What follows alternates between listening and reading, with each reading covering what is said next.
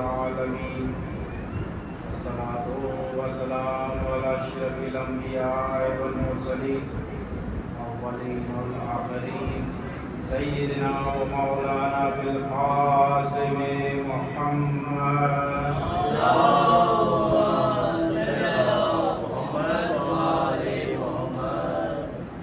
وآله الطيبين الطاهرين المعصومين المظلومين المنتجبين المنتخبين ولعنة الله عليهم أجمعين. أما بعد فقد قال رسول الله صلى الله عليه وآله حسين إني وأنا من الحسين الصلوات اللهم صل على محمد وآل محمد. ابتدائی صلوات اللهم صل على محمد وآل محمد. جامع گرامی 1447 ہجری کا آخری سورج کل غروب ہو چکا اور افق اعلیٰ پر ہم نے 1448 ہجری کا پہلا چاند دیکھا. چاند کا نمودار ہونا تھا کہ فضا میں ایک غم کی ایک ایسی لہر دوڑ گئی کہ ہر وہ آنکھ ہر وہ دل بے قرار تھا، اشکبار تھا کہ جو محمد و آل محمد کے در سے جڑا تھا. روایات میں ہے کہ جب کبھی مدینے والوں کو یہ جاننا ہوتا تھا کہ آیا محرم کا چاند نمودار ہوا یا نہ ہوا، تو ان کی نظریں افق عالم پر نہیں ہوتی تھی بلکہ ان کی سماعتیں قبیلہ بنی ہاشم کے گھروں کی طرف ہوتی تھی کہ ادھر سے اگر رونے کی آواز بلند ہو جائے تو سمجھ لیا جاتا تھا کہ محرم کا چاند نمودار ہو گیا. عزیزان کرام جی، یہ وہ دن ہے، یہ وہ راتیں ہیں، یہ وہ ساعتیں ہیں کہ جو مشکل ترین ہیں، جو آزمائشوں سے بھری ہوئی ہیں، مگر یہ ساتھ ہی وہ راتیں، وہ ساعتیں وہ ہیں کہ جن کی بدولت ہمیں برکتیں بھی مل رہی ہیں، نعمتیں بھی مل رہی ہیں اور رزق بھی مل رہا ہے. اور اگر پورے سال کا اگر تم رزق پانا چاہتے ہو تو میری مان لو اس فرش عزا پر کم از کم ان 10 دنوں میں آ کر بیٹھ جانا. تمہارا رزق بھی بڑھ جائے گا، تمہارے رزق میں برکتیں بھی آ جائیں گی، تمہیں نعمتیں بھی مل جائیں گی. اچھا، رزق کیا ہے؟ رزق صرف یہ نہیں ہے کہ آپ نے صبح کو ناشتہ کر لیا، دوپہر کو کھانا کھا لیا، رات کو 2 وقت کی روٹی کھا کر سکون سے سو گئے. رزق یہ بھی ہے کہ آپ کی اولاد ہو جائے، آپ کی جو تمام نعمتیں ہیں آپ کے گھر کشادہ ہو جائیں، آپ کی کمائی کے اندر برکت آ جائے. یہ تمام رزق ملتا ہے فرش عزا سے.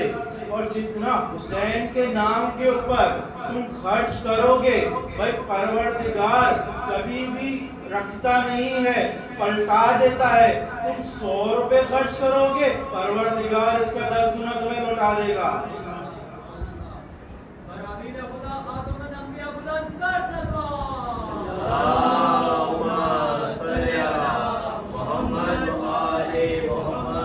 پروردگار رکھتا نہیں ہے، پلٹا دیتا ہے، لوٹا دیتا ہے. کیوں؟ کیونکہ پروردگار تو آپ کی نیتوں سے فرق پڑتا ہے، آپ کے مال خرچ کرنے سے نہیں. آپ چاہے 100 روپے خرچ کریں یا لاکھوں خرچ کر دیں، اگر نیت میں کھوٹ ہے تو پھر کھوٹ ہی رہے گا. لیکن اگر نیک نیتی سے آپ نے کسی عزادار کو صرف اگر ایک گلاس پانی بھی پلا دیا تو وہ بھی جنت سے زیادہ حق رکھتا ہے. عزیزان گرامی، اس عشرے کے لیے پچھلے سال کا عشرہ آپ لوگوں کے ذہنوں میں محفوظ ہوگا. میں نے سورہ مائدہ کی آیت نمبر 55 کا سہارا لیا تھا اور جناب علی کی زندگی کو میں نے اپنا موضوع بنایا تھا. لیکن آپ نے دیکھا ہوگا حسب روایت سے ہٹ کر کہ سرنامہ کلام میں اکثر بیشتر قرآنی آیتوں کا سہارا لیا جاتا ہے. لیکن میں نے قول پیغمبر کو لیا ہے، قول صادق کو لیا ہے، ایسے قول کو لیا ہے کہ جس کو جھٹلاتے ہوئے بھی نہیں جھٹلایا جا سکتا. اور قول پیغمبر کیا ہے؟ حسین منی وانا من الحسین، کہ حسین مجھ سے ہیں اور میں حسین سے ہوں. امیدی گفتگو ہے انشاءاللہ آپ کی. میں آپ لوگوں کی سماعتوں کو بہتر طریقے سے جانتا ہوں، آپ لوگ مجھ سے واقف ہیں، تو میں آپ لوگوں کے حساب سے بات کروں گا. ماشاءاللہ پڑھا لکھا مجمع ہے. تو حدیث ہے حسین منی وانا من الحسین، حسین مجھ سے ہے میں حسین سے ہوں. اب اس حدیث کے ہیں دو حصے. پہلا ہے حسین منی، یعنی کہ حسین مجھ سے ہیں. اس میں چھپا ہے ایک رشتہ. میں کچھ رشتوں کے اوپر بات کرنا چاہ رہا ہوں. اس میں چھپا ہے ایک رشتہ. رشتہ کیا ہے؟ اگر دنیاوی اعتبار سے دیکھا جائے تو امام حسین کا رشتہ رسول خدا سے کیا ہے؟ صدق پیغمبر ہے نا. امام حسین نواسے ہیں، جناب سیدہ کے بیٹے ہیں، چھوٹے بیٹے ہیں. تو یہ ایک رشتہ ہے نانا اور نواسے کا. اور ہوتا بھی یہی ہے بھائی، آپ کے بھی نانا ہوں گے اور اگر نہیں ہے اس دنیا سے جا چکے ہیں، پروردگار ان کی روح کو اعلیٰ ارواح میں بہتر سے بہتر مقام ان کو ملے. رشتہ ہے نانا نواسے کا، اور ایسا نواسا کہ رشک کرنے کے قابل ہے، اور نانا بھی ایسا کہ جو وہ بھی رشک کرنے کے قابل ہے. بھائی نانا کو ایسا نواسا ملا نہیں اور کسی نواسے کو ایسا نانا ملا نہیں. تو ایسی دنیا میں ایسے بہت کم رشتے ہیں کہ جن کے اوپر رشک کیا جا سکے. تو امام حسین کا رشتہ سمجھ میں آ گیا رسول خدا سے. اب آئیے دنیاوی اعتبار سے بات یہ حقیقت رکھتی ہے کہ بھائی نانا کے بعد نسل جب آگے بڑھتی ہے، بیٹی اور پھر بیٹی کے بعد بیٹی کا بیٹا، اس طرح سے نسل آگے بڑھتی ہے، تو سمجھ میں بھی آتا ہے کہ ہاں جو پہلا حصہ ہے دنیاوی اعتبار سے بالکل صحیح ہے کہ بھائی نانا سے ہی نواسا ہوگا نا. بھائی دادا سے پوتا ہوگا، نانا سے نواسا ہوگا، باپ سے بیٹا ہوگا. ایسا تو نہیں کہ الٹا چلے کہ باپ سے بیٹا ہو، بیٹے سے باپ ہو. یہ تو نہیں ہو سکتا نا. یہی ہوگا نا. تسلسل یہی ہے کہ اوپر سے چلتا ہے تسلسل، نیچے سے اوپر تو نہیں جاتا نا. تو یہ دنیاوی اعتبار سے ہو گیا. اب آئیے حدیث کے دوسرے حصے پہ، وَأَنَا مِنَ الْحُسَيْنِ، کہ میں حسین سے ہوں. اب یہ ہے غور طلب بات. غور طلب کیا ہے؟ غور طلب یہ ہے کہ رسول کہہ رہے ہیں کہ میں حسین سے ہوں، اور اسی کے اوپر پورا عشرہ انشاءاللہ آپ سماعت حاصل کریں گے. اور عشرے کا موضوع ہے امام حسین کی زندگی قبل از کربلا. ولادت سے چلیں گے انشاءاللہ اور شہادت تک تو جانا ہی جانا ہے. ان کچھ پہلوؤں کو میں اجاگر کرنا چاہوں گا کہ جس کے اوپر بہت کم گفتگو ہوتی ہے. ولادت کے بڑے معاملات ہیں، بچپنے کے معاملات ہیں، پھر جناب سیدہ کی زندگی کے معاملات الگ، امام علی کی جو 25 سال کی زندگی گزری وہ الگ، 4.5 سال گزرے وہ الگ، پھر امام حسن کی امامت کا دور اور پھر خود کی بھی امامت کا دور. تو گویا یہ جو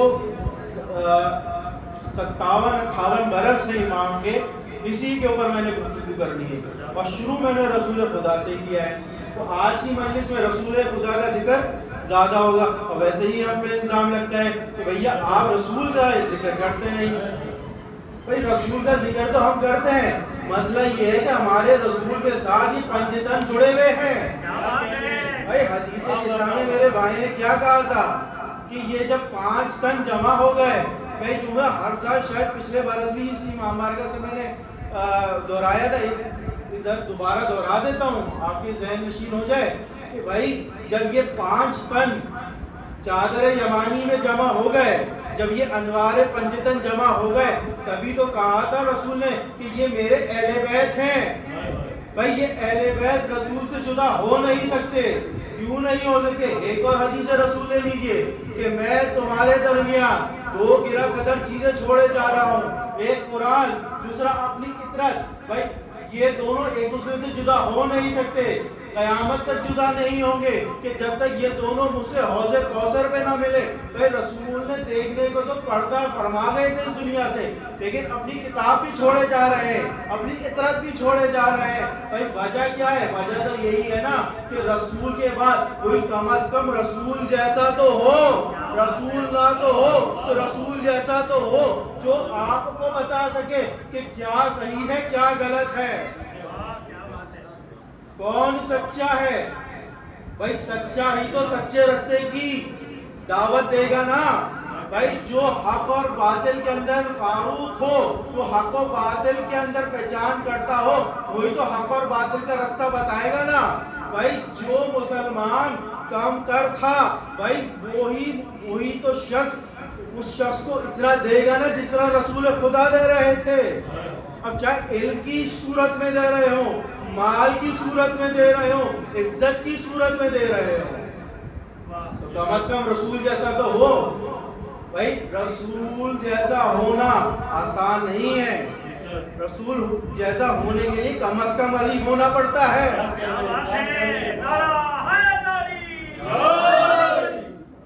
رسول جیسا ہونے کے لیے کم از کم علی ہونا پڑتا ہے, اس سے کم کی بات نہیں ہے. کیوں؟ ایک اور حدیث لیتے جائیے, اولنا محمد, اوسطنا محمد, آخرنا محمد, کلنا محمد, یعنی کہ پہلا بھی محمد, درمیان میں بھی محمد, آخری بھی محمد اور کل کے کل محمد. بھائی یعنی کے بعد کیا بات ہوئی کہ محمد کے بعد آنے والے 12 ائمہ. بھائی نام جو بھی ہو, آپ کسی کو علی پکاریں, کسی کو حسن پکاریں, کسی کو حسین پکاریں, کسی کو جعفر صادق پکاریں, کسی کو امام حسن عسکری پکاریں. بھائی نام کچھ بھی ہو, بھائی سیرت ایک ہی ہے, سیرت محمدی.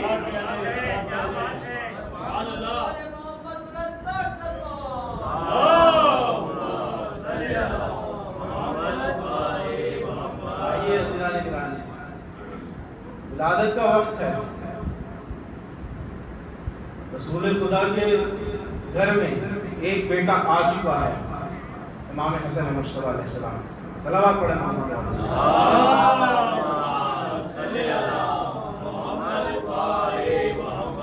ایک بیٹا آ چکا ہے, اب دوسرے بیٹے کی آمد ہے. اب دیکھیے گا دوسرے بیٹے کی آمد ہے, اب کس طرح سے آمد ہوئی ہے. آمد اس طرح سے ہوئی ہے کہ امام حسین جب اس دنیا میں آئے ہیں, ان کو سب سے پہلے رسول خدا کی بارگاہ میں پیش کیا گیا. رسول خدا نے بوسے لینا شروع کیے, محبت دکھانا شروع کی. ارے کیوں نہ دکھائے محمد, یہ حسین ہے, یہ حسین ہے جس کے لیے ابھی حدیث آپ نے سنی تھی. اب یہ حدیث, اب یہ حسین سے محبت کس طرح سے محبت آ رہی ہے. بھائی دیکھیے گا, اب حسین بھی کہاں کا شفاعت کرتے ہیں, یہ بھی سن لیں, میرے ذہن میں آ گیا تو آ گیا, اور وہ ہے بھی ولادت کا موقع. امام حسین رسول خدا کے پاس لوگ آ رہے ہیں, یا رسول اللہ آپ کو مبارک ہو, آپ کے گھر میں نواسہ ہوا ہے, یا رسول اللہ مبارک ہو. بھائی صرف انسان نہیں آ رہے, فرشتے بھی آ رہے ہیں. بھائی فرشتے بھی آ رہے ہیں, اور فرشتوں نے جب آنا شروع کیا, جبرائیل, حضرت جبرائیل کی کمانڈ میں بہت ہزاروں کا لشکر چلا تھا. عرش اولا سے یہاں پر رسول خدا کے پاس، ارے رستے میں ایک اور فرشتہ دکھا جو نہ جانے کتنے برس سے قید میں تھا، اس کو نہ جانے کس بات کی سزا مل رہی تھی۔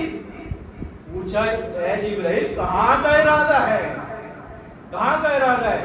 کیا قیامت آ گئی؟ یہ جو دروازے جنت کے کھلے ہیں کیا قیامت آ گئی؟ ارے جبرائیل نے کہا کہ قیامت نہیں آئی، ہم رسول خدا کے در پر جا رہے ہیں، دنیا میں ان کے نواسے کی آمد ہوئی ہے، ارے حسین کی آمد ہوئی ہے۔ کہا کہ ٹھیک ہے آمد ہوئی ہے، مجھے بھی لے چلو، مجھے بھی لے چلو۔ چلو پطرس کو لیا، چلے جبرائیل آئے رسول خدا کے پاس، یا رسول اللہ آپ کو آپ کے نواسے کی بہت بہت مبارک ہو، آپ کے نواسا دنیا میں تشریف لایا، بابرکت ہے، نعمتوں سے بھرا ہوا ہے، بہترین ذات ہے، یہ وہ ہے جس کا نام ہم نے اوپر عرش پر دیکھا، جس کے بارے میں تذکرہ ہم نے اوپر کیا، اور یہ آج دنیا میں ظاہر ہو رہا ہے۔ تو بھائی آج تو تھے فرشتے اس بات کے، اور ایک اور آگے بڑھ کے اس فرشتے نے کہا یا رسول اللہ اگر ہو سکے تو اپنے نواسے کے عوض مجھے بخشش تو کرا دیجئے، کیا بات ہے، کیا بات ہے، بخشش تو کرا دیجئے۔ کہا اے فطرس جاؤ حسین کے جھولے کے پاس اور جا کے اپنا جلا ہوا پر اس سے مسکو۔ کیا بات ہے، واہ، اور کیا آپ نے بھائی پھر یہ نہیں کہا کہ حسین سے مس کرو، بلکہ کہا حسین کے جھولے سے مس کرو۔ ارے حسین کا جھولا وہ ہے جو فطرت کو پر دے دے، تو پھر حسین کیا کیا دیتا ہے؟ کیا بات ہے، بھائی محمد والے محمد صلوات اللہم صلی علی محمد والے محمد۔ جب حسین کا جھولا یہ سب دے رہا ہے تو پھر حسین کیا کیا دیں گے؟ اب جھولے سے میں جملہ تو یہ کہنا تھا مجھے چھٹی مجلس میں، لیکن آج کہہ کے جا رہا ہوں بھائی یہ جھولے ہیں نا ان سے مانگا کرو۔ ایک جھولا حسین کا تھا کہ فطرت کو پر مل گئے، بھائی ایک جھولا علی اصغر کا بھی ہے، باب الحوائج کا جھولا ہے۔ میں پڑھوں گا انشاءاللہ جناب علی اصغر کے بارے میں ہم پڑھیں گے، آپ سنیں گے، اس دن میں پڑھوں گا کہ کیا کیا فضائل ہیں، لیکن آج سن لیجئے، آپ نے امام حسین کے جھولے کے بارے میں سن لیا۔ یہ ہے ولادت کا موقع، لیکن ولادت پہ صرف بخشش نہیں ہو رہی ہے، ایک اور معاملہ ہے جو ہو رہا ہے۔ اب جبرائیل آئے ہیں نا رسول کے پاس، تو کچھ باتیں بھی کرنی ہے جبرائیل نے۔ کیا باتیں کرنی ہے؟ کیونکہ تمہیدی گفتگو تھی، اور آج کا انشاءاللہ اس طرح سے رہے گا کہ روانگی کے چند جملے اور پھر جناب مسلم کی میں نے شہادت پڑھنی ہے، تو تھوڑا سا وقت مجھے وہاں بھی چاہیے۔ انشاءاللہ کل کے بعد سے ہمارے فضائل زیادہ ہوں گے، مسائل کو اسی کے حساب سے ایڈجسٹ کیا جائے گا، اور جیسے جیسے انشاءاللہ دن بڑھتے چلے جائیں گے تو فضائل کے ساتھ ساتھ ہم مسائل کا بھی دورانیہ بڑھاتے چلیں گے۔ صلوات پڑھیں محمد والے اللہم صلی علی محمد والے محمد۔ اب کیا گفتگو کر رہے ہیں حضرت جبرائیل رسول خدا سے؟ اب کیا گفتگو کی؟ یہ تو بات کی بات ہے، لیکن یہ جو گفتگو ہوئی نا تو ایک بار رسول خدا نے رونا شروع کیا، اور یہ دیکھیں اب کیا کروں کہ امام حسین کی ذات ایسی ہے کہ اگر فضائل بھی پڑھوں تو خود بخود آنسو آ جاتے ہیں، خود بخود رونا آ جاتا ہے۔ تو یہ میں ابھی فضائل پڑھ رہا ہوں، فضائل کی منزل پر ہوں، اور اگر آپ کا رونے کا دل کرے تو رو لیجئے گا۔ کیا ہے؟ کہا کہ اے رسول خدا آپ کا یہ فرزند بڑے کام کا ہے۔ کیا کام کا ہے؟ کہ آپ کے دین کو بچائے گا۔ کس طرح سے بچائے گا؟ اس طرح سے بچائے گا کہ یہ اپنا گھر بار چھوڑ کر تو نکلے گا، ایک بیابان میں قتل کیا جائے گا، اور اس حالت میں قتل کیا جائے گا کہ یہ بھوکا بھی ہوگا، پیاسا بھی ہوگا۔ اس وقت نہ آپ ہوں گے، نہ علی ہوں گے، نہ فاطمہ ہوں گی، نہ حسن ہوں گے۔ دشت بیاں میں آپ کا یہ نواسا اس طرح سے قتل کیا جائے گا۔ ہائے ہائے مگر یا رسول اللہ، ایک قوم ہے جس کو پروردگار خلق کرے گا اور اس کا یہی کام ہوگا کہ وہ آپ کے حسین کی یاد کو تازہ کرے۔ جانے گرامی، آپ کا فرش عذاب پر آنا کوئی معمولی بات نہیں ہے، اور فرش عذاب تک وہی آتا ہے جس کا نام جناب سیدہ لکھتی ہیں۔ کیا بات ہے اور ایک اور میں فضائل سے جملہ لے لوں، جو جتنا آگے بیٹھتا ہے اس لسٹ کے اندر اس کا نام اتنا اوپر ہوتا ہے، اس کا نام اتنا اوپر ہوتا ہے۔ اور ثواب یہاں تک ملے گا کہ کیا ملے گا ثواب؟ ایک بار کا واقعہ ہے، بچپنے کے واقعات ہیں۔ رسول خدا لیے امام حسین کو گود میں پیار کر رہے ہیں، محبت کر رہے ہیں۔ ایک مادر نے، ایک امہات المومنین میں سے ایک ماں نے رسول خدا سے پوچھا، یا رسول اللہ، آپ اپنے بیٹے سے اتنی محبت کرتے ہیں، اپنے نواسے سے اتنی محبت کرتے ہیں؟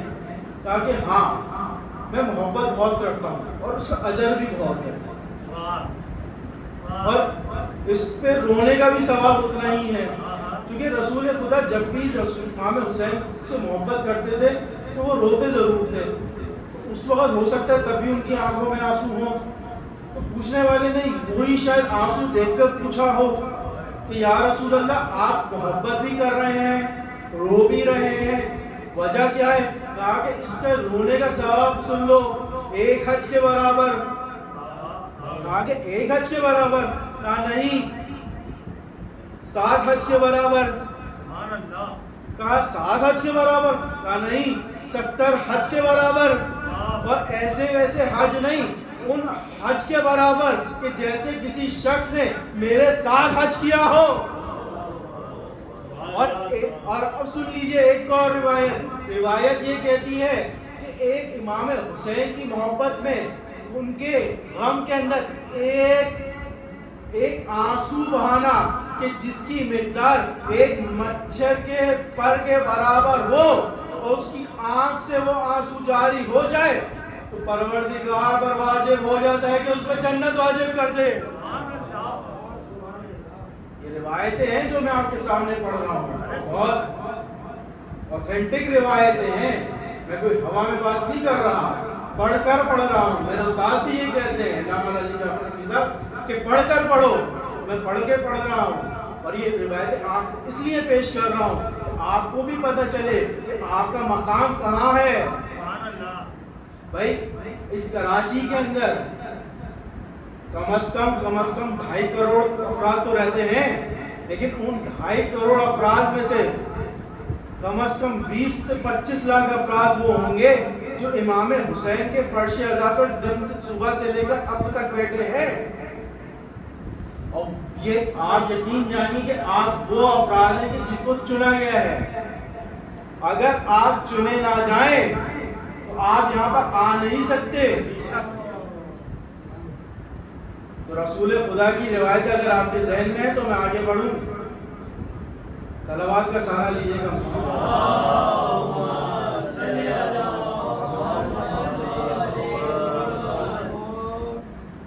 گرامی اور بھی واقعات ہیں، ایک واقعہ یہ بھی ملتا ہے کہ رسول خدا امام حسین کو لیے بیٹھے ہیں، ایک زانو پہ حسین ہے، ایک زانو پہ حسن ہے، پیار کو دونوں سے کرتے ہیں۔ امام حسین کے بوسے لیتے ہیں، کبھی پیشانی کا بوسہ لیتے ہیں، کبھی ہاتھوں کے بوسے لیتے ہیں، مطلب جسم کے مختلف اعضاء کے بوسے لیتے ہیں۔ تو امام حسین کہنے کو ہماری نظر میں اب دنیاوی نظر سے دیکھا جائے تو چھوٹے ہیں، کم سن ہیں، لیکن کم سنی میں بھی ہو تو امام ہی ہوتا ہے۔ کیا بات ہے، کیا بات ہے۔ امام کم سنی میں بھی ہو تو امام ہوتا ہے۔ پوچھا یا رسول اللہ کیا وجہ ہے؟ کہا کہ میں اس جگہ کے منہ سے دے رہا ہوں کہ کسی جگہ پر تمہیں تلوار لگے گی، کہیں پہ تمہیں تیر لگے گا، کہیں کوئی نیزہ چبھوئے گا، کوئی کہیں پہ تمہیں پتھر مارے گا. خاص کہتے ہیں نا کہ ایک گلے کا بوسہ خاص لیا کرتے تھے. کیوں لیتے تھے؟ کیونکہ یہ عصر عاشور یہ گلا کاٹا جائے گا. یہ وعدہ تھا. کیا وعدہ تھا؟ کہ اے نانا، اگر میری جان کے عوض آپ کا دین بچتا ہے، خدا کی شریعت بچتی ہے، تو آپ کا حسین اپنی جان کا نذرانہ پیش کرے گا. میں نکلوں گا آپ کا دین بچانے کے لیے. اور وہ وقت آیا کہ جب اس دنیا سے ایک شخص جاتا ہے اور اس اقتدار کے اوپر اس کا بیٹا آتا ہے، میں اس قابل ہی نہیں سمجھتا کہ ان کا نام اس منبر سے لوں. وہ شخص اقتدار میں آ کے سب سے پہلے کہتا ہے کہ حسین سے بیعت لو. پہنچا ہے قاصد والی مدینہ کی طرف، گورنر مدینہ کی طرف خط لے کر، اور کہا کہ حسین سے بیعت لو. رات کی تاریکی کے اندر امام حسین کے پاس گورنر نے اپنا ایک قاصد بھجوایا. امام حسین اس وقت مسجد میں موجود ہیں، ساتھ میں ایک صحابی بھی موجود ہے. کہا کہ آپ کو حسین آپ کو بلایا ہے. ولید نے کہا کہ تم جاؤ، میں آتا ہوں. صحابی کا کہنا تھا کہ کیا وجہ ہو سکتی ہے کہ اپنا رسول اللہ آپ کو کیوں بلایا ہوگا؟ کہا کہ ہو نہ ہو کہ ایک شخص ہے شام میں جو مر چکا ہے اور اس کے بیٹے نے اقتدار کو سنبھالا ہے، بیعت کا سوال کرنے کے لیے بلایا ہے. صحابی پوچھتے ہیں کہ کیا کریں گے؟ کہا کہ میں کم از کم اتنی جرت تو رکھتا ہوں کہ منع کر سکوں. گویا کہ امام حسین جرت رکھتے تھے کہ منع کر سکے. چلے ہیں حسین، ساتھ میں جناب عباس کو بلایا. عباس دستہ تیار کرو، لیکن دارالامارہ کے باہر رہنا، اور اس وقت تک باہر رہنا کہ جب تک میری آواز بلند نہ ہو جائے. اب دیکھیے گا کہ عباس ہے دارالامارہ کے باہر، حسین کر رہے ہیں گفتگو. اور کیا گفتگو ہے؟ میں بہت آہستہ سے پڑھوں گا انشاءاللہ آپ لوگ، تاکہ میں کچھ مطالب آپ لوگوں تک پہنچانا چاہتا ہوں. کہا کہ بیعت کا سوال ہے، بیعت کر لیجئے، آپ کا بھی فائدہ ہے ہمارا بھی فائدہ ہے. کہا کہ بیعت کا سوال کرنا ہی تھا تو ایک کام کرو، کل صبح میں مسجد میں آنا اور وہاں سوال کرنا، میں وہیں پر تمہیں اپنا جواب دے دوں گا. ولید مان گیا اس بات پر کہ ہاں ٹھیک ہے، ہم کل کر لیں گے. اب یہ کہہ کے امام حسین واپسی کے لیے پلٹے، اور پلٹ کر جیسے ہی پلٹنے لگے تو ساتھ میں ولید کے ایک اور شخص تھا. اس نے گستاخی کی اور کہا کہ اے ولید، اگر آج حسین تیرے ہاتھ سے نکل گئے تو پھر ہاتھ نہیں آئیں گے، چاہو تو ابھی ان کی گردن اتار لو. پر اتنا کہنا تھا. امام حسین نے پلٹ کر ایک آواز بلند کی، یا میرا زرگاہ، کیا تیری جرت تو مجھے قتل کرے؟ بھائی آواز کا بلند ہونا تھا. ارے وہاں سے عباس، اور عباس کے ساتھ بنی ہاشم کا دستہ ننگی تلواریں لیے دارالامارہ کے اندر داخل ہوا. عباس یہ مدینہ ہے، کربلا نہیں ہے. عباس یہ مدینہ ہے، کربلا نہیں ہے. ہمیں یہاں پر جنگ نہیں چاہیے. کہا کہ اے امام کیا چاہتے ہیں؟ کہا کہ چاہتا تھا کہ گھر واپسی چلا جاؤں. مگر عباس چلو مجھے زینب کے گھر لے چلو. آئے ہیں جناب حسین اپنی بہن کے گھر پر. کہا کہ اے بہن زینب، اب یہ مدینہ رہنے کے قابل نہ، چلو سامان سفر باندھو اور ہمیں کچھ کرنا ہے یہاں سے. سامان سفر باندھا گیا. اور یہ وہ قافلہ تھا کہ جس کے لیے تاریخ نے یہ لکھا کہ جب سلمہ رسول خدا کی زوجہ امام حسین کی نانی جب آئی، کہا کہ اے بیٹا، رسول خدا نے آخری دنوں میں مجھے شیشی دی تھی، اس کے اندر کچھ خاک تھی، اور کہا تھا کہ جس دن یہ خاک خون میں تبدیل ہو جائے تو سمجھ لینا میرا حسین مارا گیا۔ اے بیٹا، مجھے ایسا لگتا ہے کہ یہ وہی سفر ہے کہ جس کے بعد تم نہیں آؤ گے۔ کہا کہ ہاں اماں، میں اب نہیں آؤں گا، اب جاؤں گا تو پھر آپ مجھے نہ دیکھ سکیں گی۔ کہا کہ اگر سفر ایسا ہی ہے تو کم از کم زینب کو چھوڑے جاؤ۔ کہا کہ نہیں اماں، پروردگار زینب کو میرے ساتھ کربلا میں دیکھنا چاہتا ہے۔ قافلہ تیار ہوا، محلہ بنی ہاشم کو قناتوں سے بند کیا گیا۔ بند کرنے کے بعد ہماریوں کو سجایا گیا، ایک ایک ہماری جاتی تھی، ایک ایک بیوی سوار ہوتی تھی۔ ایک بیوی آئی، جناب قاسم نے آگے بڑھ کر سوار کیا، یہ کون ہے؟ یہ قاسم کی ماں ہے۔ پھر ایک اور بیوی آئی، جناب علی اکبر نے آگے بڑھ کے سہارا دیا، یہ کون ہے؟ یہ جناب ام لیلہ ہے، علی اکبر کی ماں ہے۔ پھر آگے بڑھے، عباس نے ایک بیوی کو سہارا دیا، یہ بیوی کون ہے؟ ارے یہ علی کی چھوٹی بیٹی کلثوم ہے۔ گرامی، ابھی ایک ایک کر کے بیویاں بیٹھتی جا رہی تھیں کہ ایک عجیب سی کیفیت تاری ہوئی کہ حسین اپنی نشست سے اٹھ گئے۔ اب یہ کون بیوی آتی ہے؟ یہ بیوی ہے جناب زینب۔ وہ نہ ہو کہ عباس نے اپنے زانو دیکھ کے کہا ہوگا کہ اے شہزادی، میرے زانو پہ اپنے قدم رکھ کے سوار ہوئی ہے۔ ایک ہو سکتا ہے کہ ایک بازو علی اکبر نے پکڑا ہو، تھاما ہو، ایک بازو اونو محمد نے سنبھالا ہو اور اپنی ماں کو سوار کرایا ہو۔ میں صرف اتنا کہوں گا کہ اے بی بی، آج 28 رجب ہے، آپ مدینے سے سوار ہو رہی ہیں، آپ کے بھائی بھی موجود ہیں، آپ کے بھانجے بھتیجے بھی موجود ہیں، آپ کے بیٹے بھی موجود ہیں۔ ارے وہ 11 محرم کی صبح ہوگی، ارے نہ حسین ہوں گے، نہ عباس ہوں گے، ارے نہ علی اکبر ہوں گے، ارے یہ کس طرح سے سوار کیا جائے گا؟ میدان گرامی، سن لیا نا آپ نے کہ کس طرح سے یہ قافلہ سوار ہوا ہے اور مدینے سے نکل کے مکہ کی طرف گیا ہے۔ ارے حسین نے جب یہ سب معاملات چل رہے تھے نا تو اپنے ایک اور نمائندوں کو تیار کیا۔ یہ نمائندہ کون ہے؟ یہ نمائندہ ہے مسلم بن عقیل۔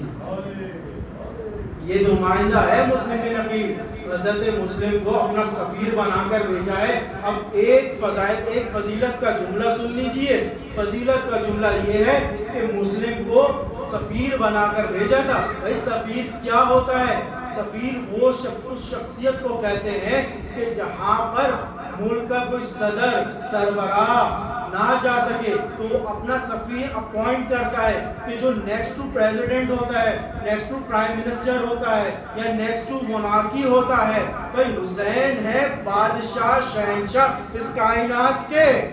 اب فضیلت کا یہ جملہ شاید آپ نے پہلے کبھی نہ سنا ہو۔ ارے جو بادشاہ اور شہنشاہ ہو اس کائنات کا، ارے اس کائنات کے شہنشاہ کے سفیر کو مسلم کہتے ہیں۔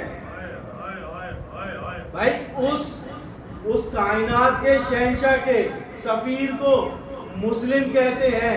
تو مسلم کے ہاتھ پر جو بیعت کر جائے، یعنی کہ اس نے حسین کے ہاتھ پر بیعت کی۔ میں نام گنوانا شروع کروں کہ کس کس نے بیعت کی تھی؟ ہانی بن عروہ نے بیعت کی تھی، مختار ثقفی نے بیعت کی تھی۔ ارے تم مختار ثقفی کو ہلکا سمجھتے ہو؟ بھائی مختار کو تو چنا ہی اس لیے گیا تھا کہ جب وہ قید میں تھے تو کربلا ہو گئی، اور کربلا کے بعد وہ چن کر ان قاتلین کا قتل کرے کہ جنہوں نے کربلا میں کربلا برپا کی۔ موضوع نہیں ہے مختار، لیکن تذکرہ آ گیا تو ایک جملہ میں نے پیش کر دیا۔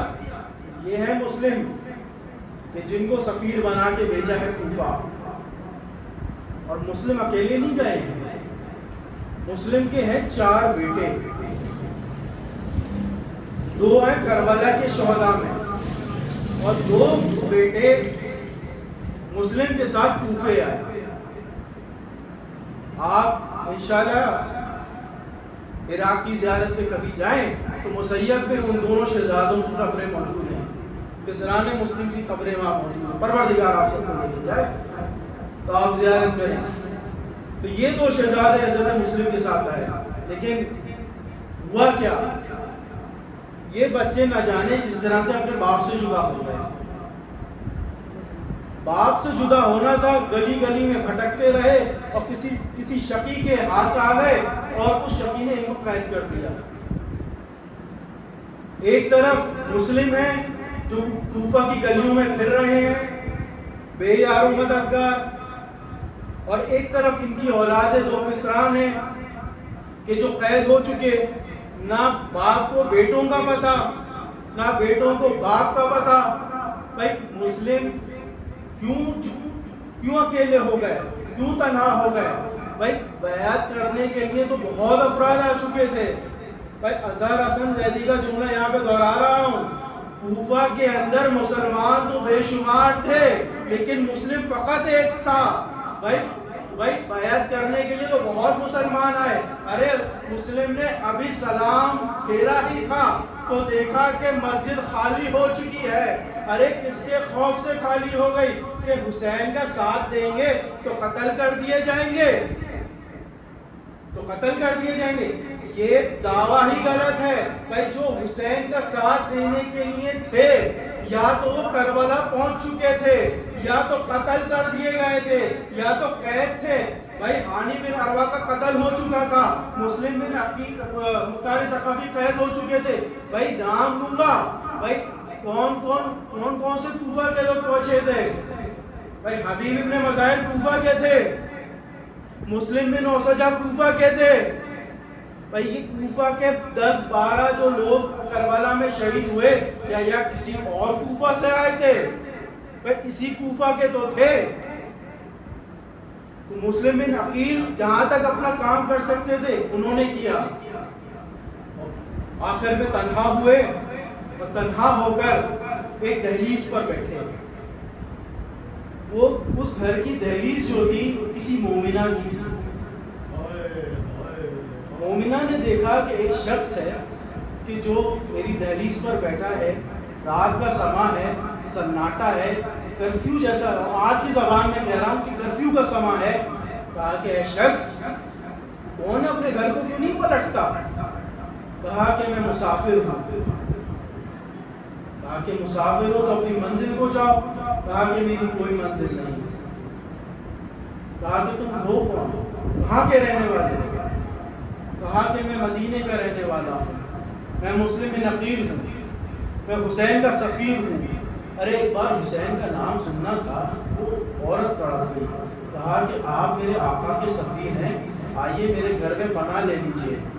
گھر میں پناہ لی، ایک حجرے کے اندر مسلم نے رات گزاری، گویا رات عبادت کر کے گزاری ہوگی، نہ جانے کسی نے خبر دے دی کہ مسلم اس گھر کے اندر موجود ہیں۔ صبح نمودار ہونے تک وہ گھر گھیر لیا گیا۔ مسلم نے چاہا کہ گھر سے باہر نکلے تو اس عورت نے روکا، کہا کہ آپ کہاں جاتے ہیں، باہر دشمن ہے۔ کہا کہ میں نہیں چاہتا کہ میری وجہ سے کسی کی ناموس پر آنچ آ جائے۔ بھائی یہ مسلم ہے کہ جس نے ناموس پہ آنچ نہ آ جائے تو گھر چھوڑ دیا۔ ارے وہ کیسے مسلمان تھے جو خیموں تک آ گئے تھے؟ وہ کون سے مسلمان تھے؟ ایک بار مسلم گھر سے باہر نکلے، جنگ شروع ہوئی۔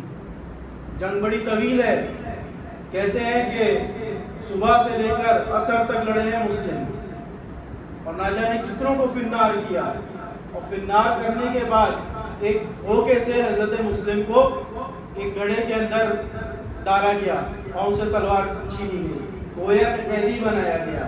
قیدی بنا کر ایک بار دربار میں لایا گیا، اور دربار میں جب مکالمہ ہوا تو کہا کسی نے کہ امیر کو سلام کرو۔ مسلم کہتے ہیں کہ میرا امیر فقط حسین ہے، حسین کے علاوہ میرا کوئی امیر نہیں، اور میں کسی کو سلام نہیں کرتا۔ ایک بڑا مکالمہ ہوا، ایک طویل مکالمہ ہوا، اور آخر میں یہ بات طے کی گئی کہ مسلم کو دارال امارہ کی سب سے اونچی جگہ سے پھینکا جائے. ارے یہ واقعہ تھا. مسلم نے کہا چلو مجھے اتنی مہلت تو دو کہ میں 2 رکعت نماز پڑھ لوں. 2 رکعت نماز پڑھی, بڑی تیزی سے پڑھی. بھائی تیزی سے شاید اس لیے پڑھی کہ شہادت حاصل کرنی تھی. بھائی ایسا موقع آتا ہے نا تو یہ لوگ نمازیں اپنی مختصر کر دیتے ہیں کہ جلد سے جلد شہادت ملے. دارالامارہ کی چھت میں لایا گیا اور ایک بار مسلم کو کھڑا کیا گیا. اور ایک شقی نے مسلم کو پیچھے سے دھکا دینا تھا. مسلم دارالامارہ کی چھت سے زمین کی طرف آئے اور آتے آتے کہتے تھے اے ابن رسول اللہ میرا سلام قبول کیجئے. ارے مسلم نے سلام بلند کرنا تھا. ارے عمر حسین نے اپنی نشست کو چھوڑا اور چھوڑ کر کہا وعلیکم السلام. ارے عباس جب پوچھتے ہیں کہ اے آقا آپ کس کو سلام کا جواب دیتے ہیں؟ ارے کہا کہ عباس ارے میری تو گشت میں دیکھو. ارے جب دیکھا ارے تو مسلم دارالامارہ کی چھت سے نیچے گرتے ہوئے آ رہے ہیں. اسے مانگا اے آقا مجھے اجازت دیجیے کہ میں پلک جھپکتے ہی ارے کوفہ میں پہنچوں. ارے کہا کہ نہیں ہے عباس. ارے ذرا دارالامارہ کے نیچے دیکھو. ارے ایک بیوی ارے اپنا دامن پھیلائے ارے کہتی ہے مسلم ارے آ جاؤ ارے میں تمہیں سنبھالوں. ارے اب سنیں گے مسلم کا سر قلم کیا گیا. مسلم کے سر کو ارے بازاروں میں گزارا گیا, ان کے جسم کو گزارا گیا. ارے گزارنے کے بعد ان کا جسم ان کے دارالامارہ کے دروازے پر ٹانگ دیا گیا اور نہ جانے کب تک ٹنگا رہا اور نہ جانے کب دفن ہوا. ایک روایت سنیں گے ارے جب یہ لٹا ہوا قافلہ ارے جب دارالامارہ پہنچا نا ارے کسی بھی نے دیکھا ارے والی یہ آپ کا حال کس نے کر دیا. ارے دونوں چھوٹے بچے ارے نہ جانے وہ کہاں ہے. ارے سنیں گے میں نے کہا تھا نا ان بچوں کو قید کیا گیا تھا. ارے بچہ کتنے عرصہ قید رہے, کتنا عرصہ قید رہ سکتے. اب سنیے گا بھائی وہ 2 بچے ارے اتنا عرصہ قید رہے کہ ماں اسی قید خانے میں آ کر واپس ہی چلی گئی. ارے نہ ماں کو بیٹوں کا پتا ارے نہ بیٹوں کو ماں کا پتا. ارے نہ جانے کس طرح سے ان بچوں نے راہ اختیار کی اور اس قید خانے سے نکلے. لیکن وہ قید خانے سے بھی نکل کے کتنا دور جاتے. ارے ایک وقت تک پہنچے, ایک جگہ تک پہنچے لیکن پھر قید کر لیے گئے اور کہا کہ ان 2 کو تو میں قتل کروں گا اور اپنے والی کے پاس لے جاؤں گا تاکہ کچھ انعامات مل سکے. ارے کس طرح سے قتل کیا. اور سنیں گے نا حضور ان دونوں بچوں نے کہا کہ اتنی تو مہلت ہو کہ 2 رکعت نماز پڑھ سکے. ارے باپ نے بھی 2 رکعت نماز پڑھی تھی, بچے بھی 2 رکعت نماز کا تقاضا کرتے ہیں. لیکن یہاں پہ تھوڑا سا مختلف ہوا. بھائی روایت کے اندر یہ لکھا ہے کہ بچوں نے ابھی نماز مکمل نہ کی تھی. ارے اس شقی نے ارے بڑے بیٹے کو ارے سجدے سے اٹھا کر زمین پر لٹایا. ارے لٹا کے پہلے بڑے بیٹے کا گلا ارے کل خنجر سے الگ کیا. اس کے بعد چھوٹے بچے کا, چھوٹے بھائی کا گلا ارے اسی خنجر سے الگ کیا اور ان دونوں کے لاشیں دریا میں پھینک دیے. ارے وہ لاشیں دریا میں تیرتے تیرتے ایک سامرا ہوئے اور نہ جانے فرات میں ارے کتنا دور تک گئے ہوں گے. ارے مسیب یہ شخص کہتا ہے کہ میں اپنے کھیت میں کھیتی باڑی کر رہا تھا. ارے مجھے ایک رونے کی آواز آئی. ارے مجھے رونے کی صدا آئی. ارے یہ رونے کی صدا کون تھی تو دیکھا ارے دریا کے کنارے ارے یہ 2 کمسن لاشیں ہیں. ارے بیچ میں ایک بی بی روتی ہے اور کہتی ہے اے مسیب یہ میرے دونوں بدبخت جگر ہیں. ارے ان کو دفناؤ, ان کو کفناؤ. ارے یہ وہ شہزادے ہیں کہ جو ایک بار ماں سے جو جدا ہوئے اور کبھی بھی نہ مل سکے.